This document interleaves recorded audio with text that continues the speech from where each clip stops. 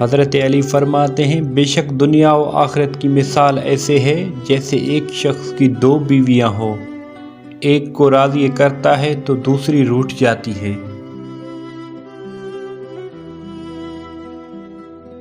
حضرت علی فرماتے ہیں اللہ کو یاد کیا کرو، چاہے دل سے کرو یا بغیر دل لگا کر، فائدہ ضرور ہوگا۔ رسول کریم صلی اللہ علیہ وآلہ وسلم نے ارشاد فرمایا حسن و سلوک کے سب سے زیادہ حقدار تمہاری ماں ہے۔ حضرت علی فرماتے ہیں توبہ کرنے والوں کے صحبت میں بیٹھو کیونکہ وہ سب سے زیادہ نرم دل ہوتے ہیں۔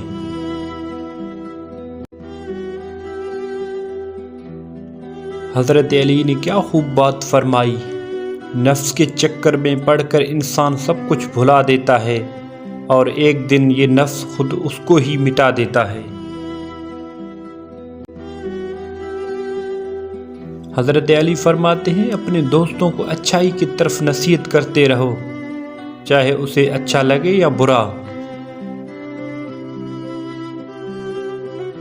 خوش رہنے کا سب سے اچھا اصول یہ بھی ہے جہاں لگے آپ کی جگہ نہیں وہاں سے خود کو الگ کر لو۔ مردانگی کی بہترین سطح یہ ہے کہ مرد کی وجہ سے عورت کی آنکھ میں آنسو نہ آئے۔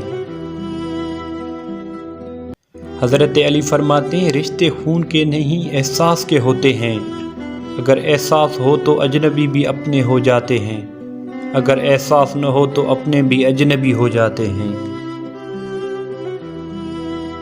لوگوں کو نیکی کی دعوت دیں اور یاد رکھیں جنت یا دوزخ کے بارے کا فیصلہ اختیار آپ کو نہیں دیا گیا۔ حضرت علی فرماتے ہیں صبر انسان کی بنیاد ہے، نرمی کامیابی کی کنجی ہے، سچائی حق کی زبان ہے، سخاوت انسان کی زینت ہے اور موت ایک بے خبر ساتھی ہے۔